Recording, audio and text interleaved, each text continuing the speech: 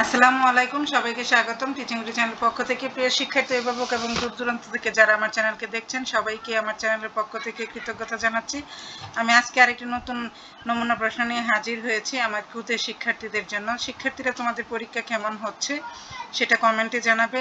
আর আমার এই ভিডিওগুলি যদি আপনাদের সামান্য উপকারে আসে বা তোমাদের উপকারে আসে, সেটা আমার সফলতা। তো চলো আমরা ভিডিওতে ফিরে যাই। প্রথম প্রান্তিক মূল্যায়ন 2024 শ্রেণী পঞ্চম, বিষয় ইসলাম ও নৈতিক শিক্ষা, সময় 2 ঘন্টা 30 মিনিট, পূর্ণমান 100। নিচের প্রশ্নগুলো উত্তর সংক্ষেপে উত্তরপত্রে লিখো। এখানে 15টি সংক্ষিপ্ত প্রশ্ন দেওয়া আছে। তোমরা 30 নাম্বার পেয়ে যাবে, 2 করে নাম্বার পাবে।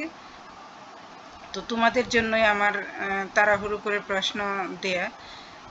কতে আছে ইমান শব্দের অর্থ কি, খতে আমাদের দিনের নাম কি, গতে আখিরাত মানে কি, ঘতে আমরা কি বলে আল্লাহর শুকর আদায় করব, উম্মতে ইসলামের রুকু কয়টি ও কি কি, চতে 5 ওয়াক্ত সালাতের নাম লিখো, ছতে সালাতের নিষিদ্ধ সময়গুলো কি কি, বর্গীয় ঝতে মুসাফির কাকে বলে, ঝতে আহকাম কাকে বলে, ইয়াতে আরকান কাকে বলে, ঠতে কাবা শরীফ কোথায় অবস্থিত, ঠতে দিন ইসলামের সেতু কি, ডতে হজের ফরজ কয়টি, ঢতে কুরবানি কাকে বলে, দন্তন্নতে আকিকা কাকে বলে। তো 2 নংয়ে আছে সঠিক শব্দ দিয়ে শূন্যস্থান পূরণ করে যে কোনো 12টি। এখানে তোমরা 12টির জন্য 12 নাম্বার পাবে।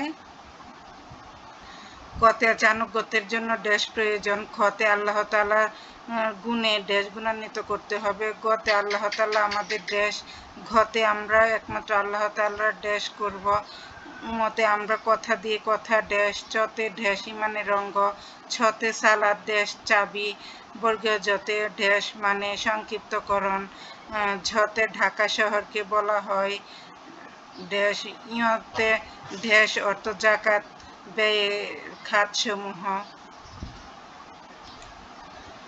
ঠতে জীবনের ড্যাশ হজ করা ফরজ, ঠতে পরস্পর সাক্ষাৎ হলে বলুন ড্যাশ, ঢতে সাওমের মূল উদ্দেশ্য হলো ড্যাশ অর্জন করা, টতে সালাতের ভিতরে ফরজ হলো ড্যাশ বলে, ফরজগুলো ড্যাশ বলে।